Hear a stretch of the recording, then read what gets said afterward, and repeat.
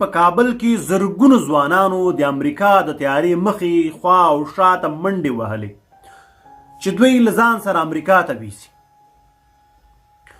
ځان یې دومره وشرمو، په نړیواله کچه ځان وشرمو، د تیارې ټایر لاندې ځان اچو، تیارې وزرو ته ځانونه خوسې کول. خو یو وخت راغی چې تیارې ته پرواز وکړو.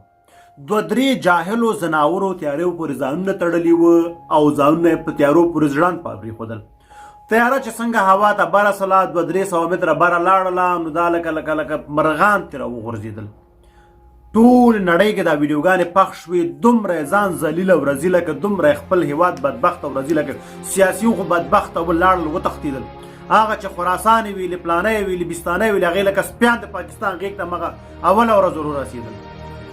او ملت تاسې ولې دومره بدبخت تاسې؟ طالب خو وژني نه، هغه کابل ښار کې ژوند وکوئ، ژوند روان ده، کار او ژوند وکوئ. طالبانو که ووژلئ بیا غږ وکوئ.